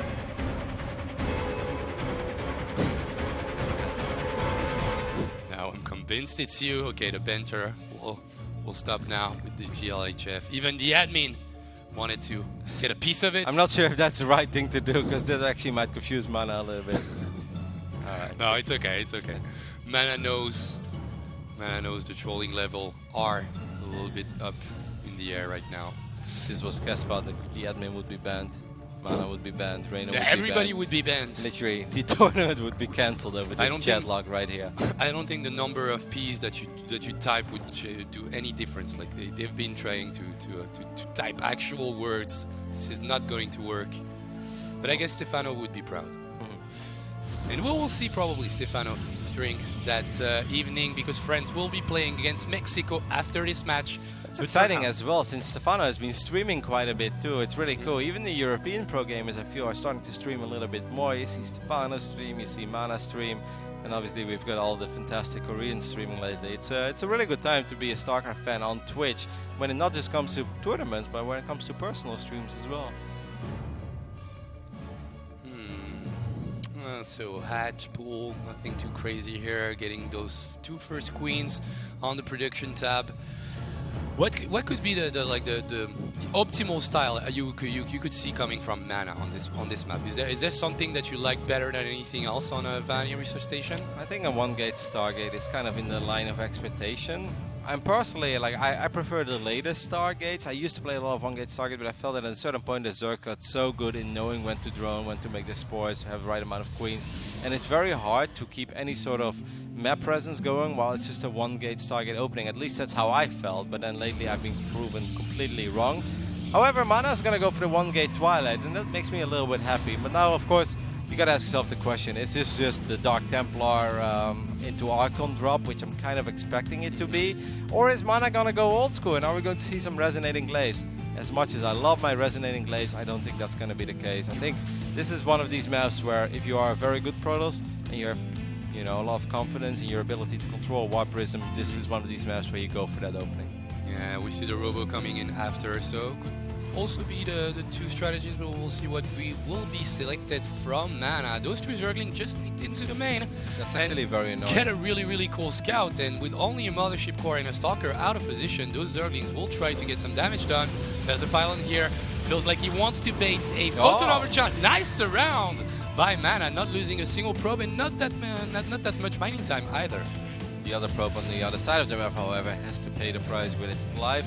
But that's still a nice little scout for Raynor, a little bit of lost mining time. And losing 2 Zerglings is obviously no biggie at all, especially not when it confirms the scout that you were looking for. Alright, so you know what I would like to see, Ponka? Yeah. I'd like to see 1 Dropper Lord, in the right side. Just 8 Zerglings right on the moment that the Warp Prism leaves and they warp in those 3 Dark Templars. It's so frustrating to deal with 8 Zerglings right at that point of the game. Obviously a Photon Overcharge can always cover a mineral line, but it will not be able to cover multiple mineral lines. Yeah, if you've got the APM and the multitask available, you can get those Zerglings to do great things and even save them in any trouble going back to that drop load, as you mentioned. Double inject going to the natural of Raynor. He has 4 queen at the moment. Slightly weak creep spread, I would say. Not as important in ZVP than in ZVT, for sure. but he needs a little bit of that map presence to deal with those DTs. I feel like he's been making a lot of links, and now also starts to make quite a few roaches. Obviously, he needs that to deal with these Archons, I understand it, but I felt like he could have maybe made a few more drones first. Yeah. I think he's hurting his own economy a tiny bit more than he had to, but perhaps he has a different plan with these links. Maybe he wants to send them across the map, maybe get the wraparound on this Nexus and force a cancel, as the links are indeed making their way across the map. Where is he going to go for it? Is he going to try to cancel the Nexus, or will he keep it at home? I don't really know what he was trying to do. Maybe scout out for that Prism, and Mana will go for the 4 DTs, not even morph them into Archons. If he jumps on that Spore Crawler, or even the Spore Crawler, and now the drone micro, he will have to lose a little bit of them in the process. 12 drones already. What a... Whoa. Those Dark Templars had some very, very sharp blades. Yeah. That didn't look like 12. Like, it looked like a solid 5, 6, 7, but 12, that's so many. Yeah, they each got to hit 3 times, and considering all the drones were really stuck, close to each other, I think the DTs didn't even have to move to get the second hit going. So, yeah, 12 drones in a matter of seconds, which means we've got a Protoss with 52 probes against 43 drones, and that harassment is not stopping, because now this is the Archon stage of the harassment. Yeah, and now it's going to be so hard for Reina to really get any value out of all the units he made. Layer tag finished up, I assume? Like, I actually didn't see it. Can we take a look at the layer? Yeah, Well, yeah. Super slow game, and once again out of position. Those Archons will did some damage. Wanted to kill the Queen originally, gets a drone. Now finally gets the Queen. I'm actually very confused, Funk, about what's going on in this game. I don't really understand the game plan. It's a lot of units and a few drones, a lot of units, a few drones, a lot of drones die. Now we see the layer on the way, 6 minutes and 30 seconds into this game. But it's way too late for these links to achieve anything on the other side of the map. These links should have been here 2 minutes ago, when it was just that single pylon, right? And maybe he would have been able to force a cancel. Oh, that's actually risky as well, because there's a sentry on top of that ramp. Oh yeah. Photon Overcharge will keep this middle line safe. At the same time, these Archons are being annoying on the other side of the map, and this is kind of a flawless game so far for Mana. Yeah, in terms of execution and build decision making, everything is just going perfectly for Mana at the moment. Not losing a single unit, I believe. Maybe yes, he did lose a probe originally, but other than that, dealing a lot of damage, almost playing a perfect game. 15 drones, 2 queens, 12 zerglings, and as you mentioned, Raynor hurt his own economy by making all those units, but didn't achieve anything with them. No, and obviously you need a couple of units to deal with the Archons. I do understand that, but I think you could have maybe make a few more drones at first and then make the roaches and the links, because the initial set of links just didn't do that much. These are adepts with resonating glaives, by the way, so just a couple of links is not going to be enough. And let's not forget about the Archon drop in the Natural. Man, this is awesome. Mana is putting on the clinic so far of how to play this build and how to execute it. How to get great value out of your opening. Yeah, still building some adepts in the Natural, and will join up with the ones in the main. Link drop. Oh yeah, there's a link drop at the opposite side of the map. It is not dropping. It's not dropping, and still losing drones at the opposite side of the map. And all those drones are super stacked up, and 13 kills, 17 power overwhelming, 18 drones are down, and those adepts are also dead in the Natural, in the main. But yeah, that was a hell of a trade for Mana. An absolutely flawless game so far for Mana. He's up 25 supply in a game where I don't think you're supposed to be up 25 supply at all as a Protoss player. And let's not forget about the worker count. He's up in that department, and he's been up in that department pretty much throughout the entirety of this game, which is also quite uncommon. Normally, like, got the Ravager there, I believe, with the Archons. Normally, like 4 minutes, 30 seconds, 5 minutes in, the Zerg is supposed to have a few more workers, and then it evens up. Zerg has a few more workers again. But Mana has just been so far ahead ever since the very beginning of this game. Yeah, playing, as you said, clinically a little bit, like super precisely, and what do you think that Raynor should do, Funka? What is a great comeback to after he had such a rough start? Maybe try to drop some Banelings on top of this army? Like, I feel like you almost need something like that. He's gonna make 10 Ravagers, so maybe Ravager Bane. The problem is he's gonna have slow Banelings for a while. Exactly. Connecting to a Protoss army with slow Banes is also quite rough. And also slow overlords, I believe. He didn't really research the speed for overlords, so as you mentioned, like dropping on top of the army would be something like if Mana doesn't anticipate it and stacks his army, yes, you will take a lot of damage. And also if you AFK, below some biles like this, you could lose units, but he needs something. He needs to have like a really incredibly great trade, and this is not looking well at the moment. Losing 3 Ravagers thanks to those 2 force fields. Mana just playing a flawless game. Yeah, Mana could use a few more zealots, but Sarge is not ready yet. That's a beautiful storm, though. In the middle of all these ravages, the second storm is great as well. And this army, with these 4 immortals in the back of it, it's just not going to die. There's no way this army falls to just a couple of ravages.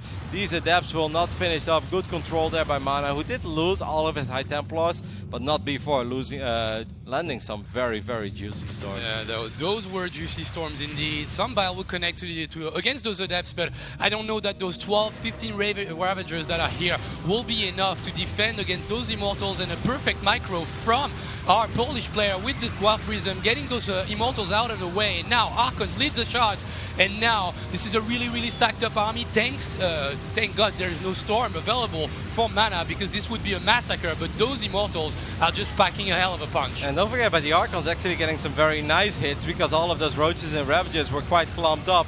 I must say it's a pretty decent hold so far by Reina. Can he get the Prism? No, he's not going to be able to get the Prism, and now Mana can just show a little bit of the Protoss micro, which, you know, we don't have that much of it. Whoa! There you go! Hashtag cast a curse. Like, this will just not end. Protoss micro, here we go. Sick micro, this Prism will never... Oh, I guess he loses 2 Immortals, a Prism, and 4 whopping units. I should just not say anything. I truly feel I'm a jinx these days. So, is it enough for our good friend Raynor to come back in this game? He's alive, he's breathing. He is alive. And that's the beginning of winning a game, is stay alive, I guess. He's on life support right now, and he's calling around the world for some great doctors, seeing if somebody has the recipe to a 4-base Protoss. Now maybe he sends a tweet to Dr. Dario, who might have, exactly. who might have some idea of just going back into this game with some top-notch creativity. Recall from the Mothership Core going to the natural, and now that's a slow overload. Is he gonna die to that photon overcharge? This is close. No, okay, it will live, and 4 Zerglings along with him. But I can't believe that this happened. The game could have ended there. If he walks in a few more Zealots and he has 3 Immortals, they were not supposed to die. But of course, Mana did take out that 4th base, and he got a 4th base himself behind all of that. But gotta give some kudos to Reina for still being in this game, actually taking an army supply lead. I'm not sure what that's worth. For the first time in a long time, he's getting a few more drones. Considering the fact how bad his start was, it's actually quite good.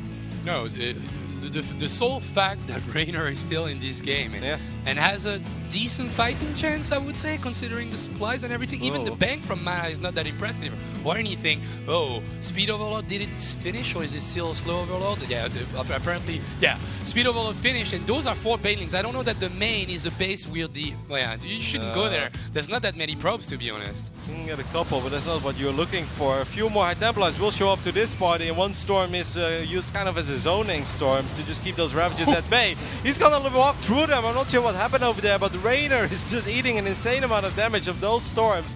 And at the same time, we've got an arrest in the natural as well. And that's all she wrote. Oh yeah, that's all she wrote. Mana with the multitasking capacities, and yeah, this time the Prisms, there were 2. So you can't really just snipe one. You have to, you know, deal with the one in the natural. You need to deal with the attack on the front, and those storms just seal the deal. I think that was still the highlight of my game. You know, Mana's gonna show off some great Protoss micro over here. Bam! Bar Prism dies, Immortal dies. I hope they show and it I'm sure again. they're gonna show it to us as well. Let's take a look. How did he kill 12 drones here? Like, okay, that's 4, 8, 12. So he basically got like every swipe. You know, it was 3 attack animations of the Dark Templars, and all 4 of them insta-kill the drone, you know, all 3 times. That's pretty sick. 12 drones, just like that. I think that's that's a slight issue with the micro that Raynor would decide to go with. He was super scared about getting this Spore sniped, and obviously that would have been probably the end of the game, but you know, getting those drones so close to Protoss micro, baby! Look at this, this is amazing. Even the Immortal is dancing below it. It's like, no, don't worry, we're not gonna die. And then suddenly, everything blows up. Caster's curse. Thank you, Gaming. So we got you. They just know how to make me feel good and make me look a little bit better. So let's take a look at who is going to be the revived player from Team Italy. Obviously, we assume it's going to be Raynor. It will be. Yeah, Rune Blaster, and just kind of an unfortunate showing, and the same goes for Mark. I'm sure that those players are capable of better, and you know, whether Italy wins or loses, we will see them again, unless they send out Raynor first and he all kills everything till the grand final. But that's kind of an unlikely scenario. So I look forward to seeing more of those 2 young men, but I assume it's going to be the youngest of them all, and that has to be Raynor, right? Yeah. A little bit more cute games, some cute Zerg gameplay. Reiner will be the revived player for Italy, and I guess as you mentioned, it's a little bit hard to say that those players are not at the same level as Reiner, but we know him better than those other guys. We saw his results before. He all killed against China. Of course, you will give him the opportunity to shine again. I'm looking forward to the rematch because Reiner made that game close despite the fact that he had a pretty damn rough start, lost a lot of drones, made units in perhaps kind of a questionable moment. Once again, I understand you need units to deal with the Archons, but I felt maybe a few more drones and then you make the Roaches and the Lynx or the other way around. But now there were just like 16 Lynx sitting there. They were running circles in the middle of Vani. I mean, it's a beautiful map, but there is a better way to There's a time for sightseeing, Roddy. Exactly. This wasn't one of them. This wasn't it, especially now when two Archons are heading to your main base. So we're going to head over to a very small break, and after that we'll be back with the rematch between Reiner and Mana.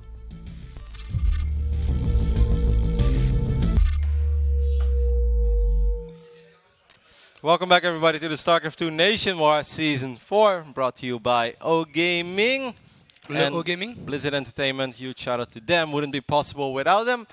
People often think that Blizzard doesn't do anything. You guys are wrong. They're everywhere. They're in Paris. They're in Korea.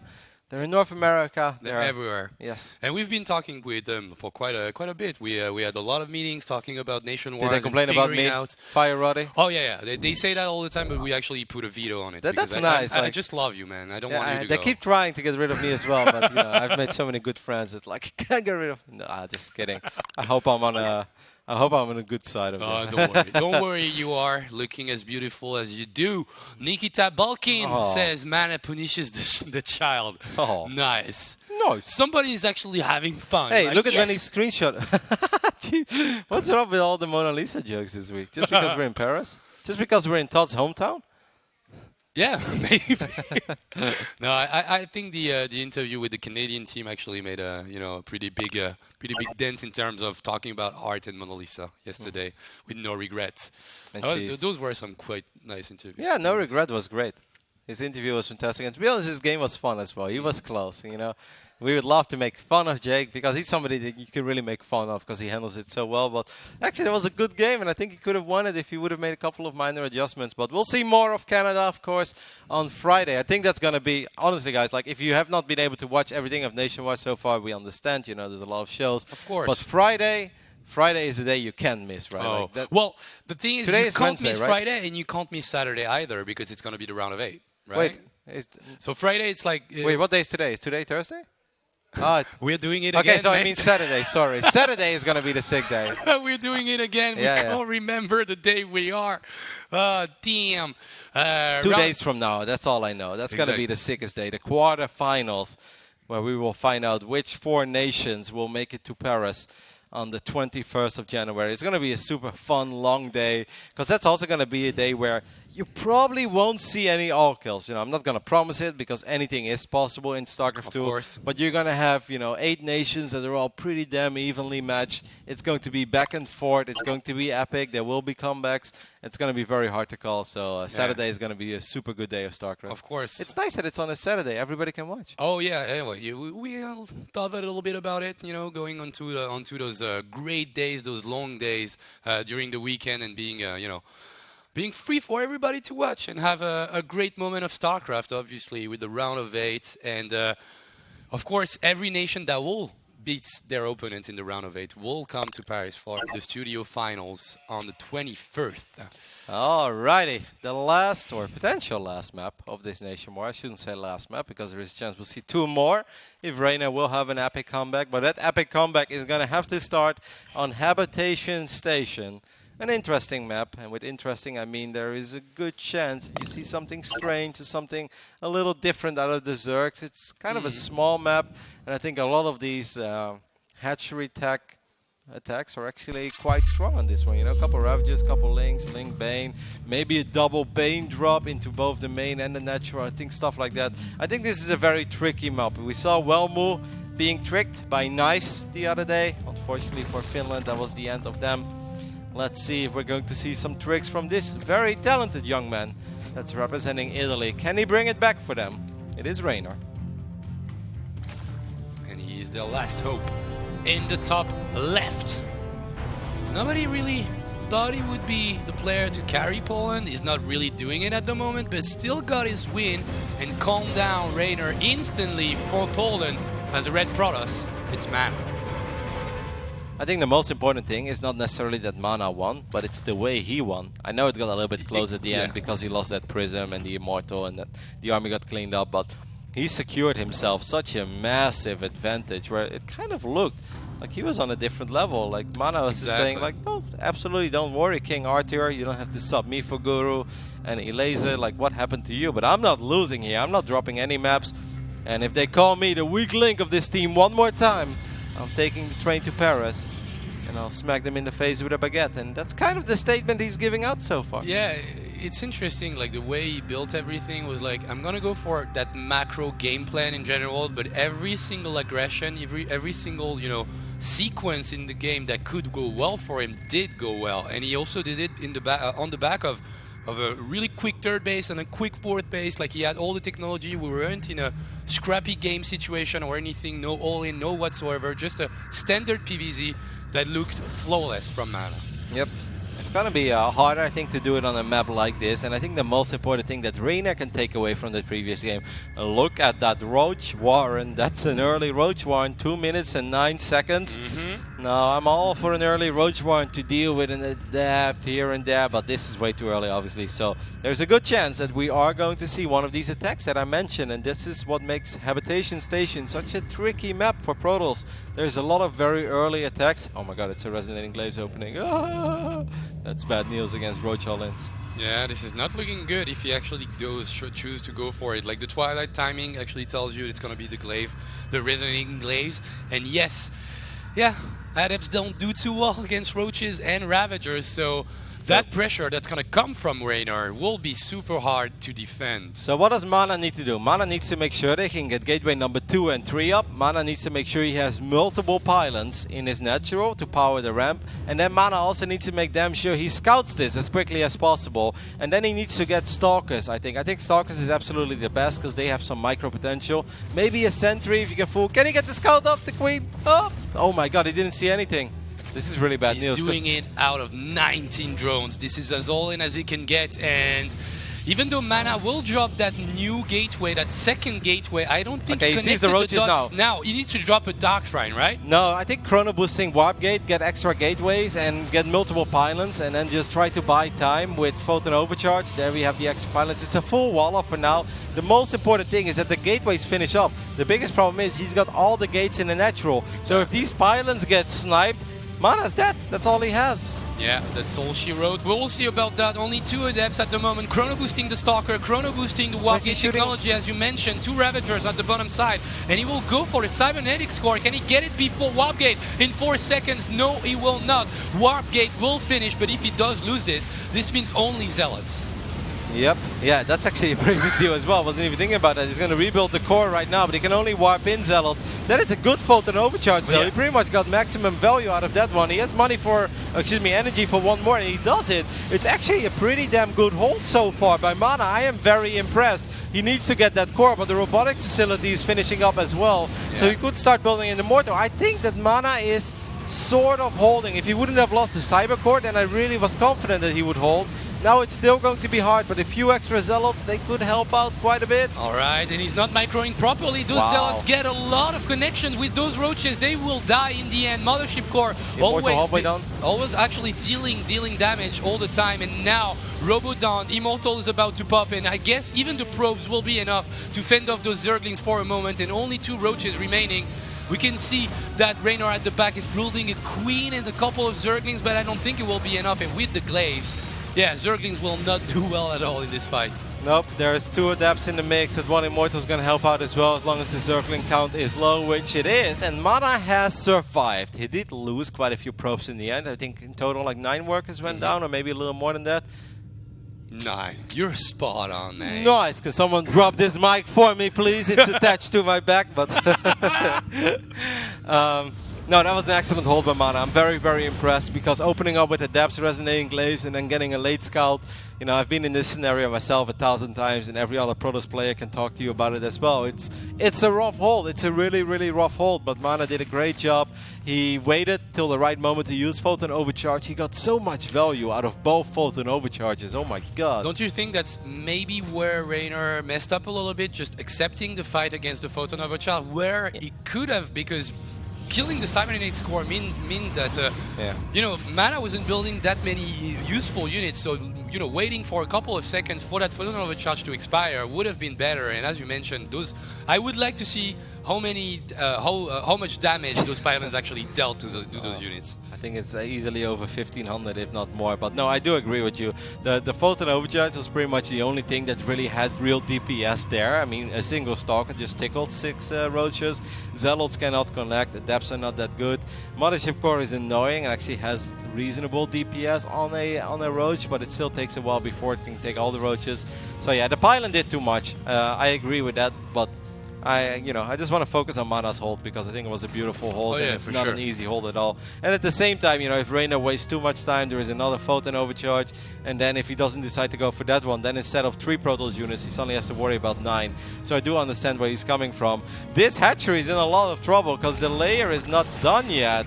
So that's an immediate cancel as the Dark Train has finished up. Good job there by Mana. Are the spores done in the main? Yeah. It's not done. It was done, I think, on the natural. And those 4 DTs will have a field day here, trying to get the spore and the drones with them, and no lair on the way. That means a dead natural. Except if that spore can actually root itself in the main, but I think that's a dead hatchery. Still no vision while the spore is burrowing. He's trying to pull a Nurcho. That's nice. Remember Nurcho against Yongwa? I believe it was Yongwa. Homestar Cup, one of the coolest saves we've ever had. Mr. Bitter still wakes up every now and then thinking about it. But yeah, obviously this game is incredibly good for Mana right now, because a lot of people will think like, after an attack like that, it looks kind of even, right? The Protoss is only 3 workers ahead, but that's just not how this matchup works. Wow, Mana's playing with fire.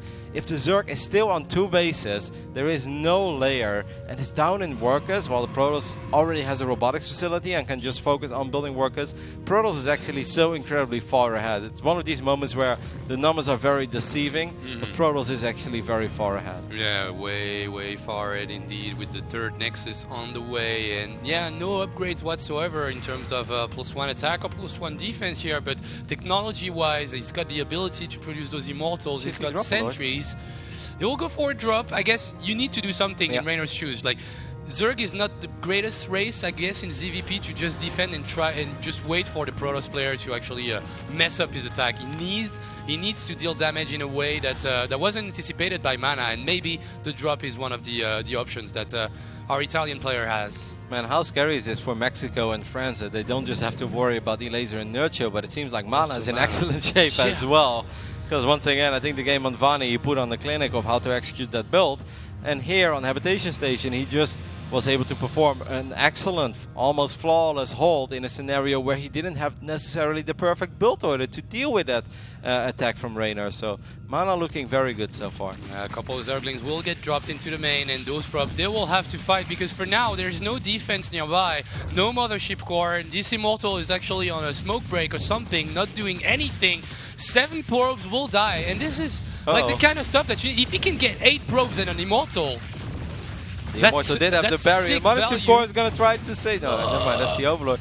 I think the Immortal is going to die. Oh, wow. Yeah, that's sick value, but at the same time, are you dying at the opposite side of the map? It looks like it. There's 4 Archons, 5 Archons. If that War Prism dies, don't forget about the War Prism. War Prism is so important. Good micro there. A couple of good force fields as well. Some old school ZVP logic being applied here. More force fields going down. A couple of Roaches were super trapped. And now the Archons actually freeing up one of these force fields. But a lot of the Archons starting to run low on HP. Can Reiner make a close to impossible hold here? Yeah, we'll see. 44 army supply. This looks kind of close, but at the same time, those Immortals, they connect with Roaches, dealing 50 damage each shot. And every single unit is dying for Reiner. It's being split between the natural and the 3rd hatchery. Those units, they can't really group up and fight in a real manner. And he's trying to get that prism down, and he will get it. But will it be enough? I don't think. GG. Mana takes it for Poland. Gets 2 points for himself, and yeah, reminds us all that he's here for business and that he can do great things. Poland is not just about the 2 Zergs, it's not just about the top 4 finisher of BlizzCon, it's not just about King Arthur. Mana's here to play as well. Great showing by him. It's funny because whenever, like this goes back all the way to 2010, 2011, whenever I watch Mana play, from time to time, It's absolutely fantastic, but I always still feel there's a tiny bit of room for improvement, you know? Like, Mana always has these moments where he looks a little bit sloppy, like in a moment like this. Like, did he lose too many workers to just a few links, losing this Immortal? But at the same time, he's finishing the game on the other side of the map, so who are we to even, like, whine and complain about this? Like, this doesn't matter.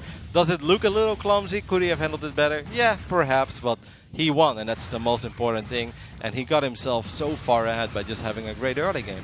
Those force fields on the top actually, bring back memories of the Baguette PVC with those force fields just, actually making all the units from the Zerg a little bit worthless. No Ravagers in the composition of Raynor that was a little bit gas-starved, so no way of killing those, and just, outplaying him a little bit with those force fields. Was a tiny bit worried that if he would have lost the Prism, because sometimes you just park the Prism and it's only you park it in range of a Spore and you're like, and if that Prism would have died, I still think that Mana wins, but then it gets a little bit more complicated, because you shouldn't forget that a few extra units were wiped in that fight to make it look as one-sided as it was. And the Prism obviously represents a lot of micro potential too, because he picked up a couple of Archons. Both reinforcements and those micro potentials, as you mentioned, so obviously a game changer, the Prism in PvZ. Elays are actually winning 3 games today, even counting the fake game that happened between the first and second. But they're getting the win against Mark and Ruin Blaster, losing to Raynor then afterwards. And after it was the Mana show, I guess you could say. Yep. Which means that that's going to be a wrap for our first Nation War. It took a little bit longer than I guess it was supposed to. Not necessarily because the games were long, but we had a couple of issues early on. But it seems to be all smooth sailing from now on. And that's a great sign, because the next Nation War, Funka, I know you're ready. Like these guys, it's actually not a show. They legitimately go that crazy when France plays. And whenever France wins, they like all hug each other and they kiss each other on the cheek over and over and over again. But I think it's going to be a hard one, Funka. I'm not going to lie. It will be a hard one, definitely. Poland just took out Italy, as you saw. And now it's time for France against Mexico. Always like... I feel like most of the the viewers and casters from France will tell you that this should be an easy match. This is not the greatest nation. We could have played Poland first, and this would be even more scary. But the thing is, Mexico always plays and always performs a little bit better than expected, I feel, in Nation Wars. And coming back from Nation Wars 2, where they actually made it to the finals, eliminating France in a live venue full of French people. So there's no worries whatsoever. They can perform, and especially Major is kind of a guy that crushes dreams for French people. You think that the French scene has a little bit of a PTSD against Mexico? Yes. It's still there? Yeah. The thing is, like, I think the entire crowd was just like knocked out for a couple of moments during Nation Wars 2, but also, and that was for me one of the the highest moments of Starcraft and esports in general in France, is that the crowd actually stood up on their feet and started clapping for Major. After the 4-0, they just started a standing ovation for him, and that was really cool. But I would agree that the PTSD syndrome is just a little bit. All right. I believe we still have a couple of tweets as well, and if not, then get the tweets coming. Hashtag NW4, cheering for France tonight. Go La Baguette. That's wrong. It's Le Baguette. Like, I don't know what he's talking about. No, it's La Baguette. No, it's Le. You Le? cannot ruin this. It's Le Baguette. It's yeah, Le Baguette. you cannot ruin this for me. Let it be Le Baguette. It's true. Like, I have been saying, wow, that's all? Okay. Yeah. Get the tweets coming, guys. Hashtag NW4. We want to know how you are watching Nation War Season 4 tonight. And, of course, who you think is going to win.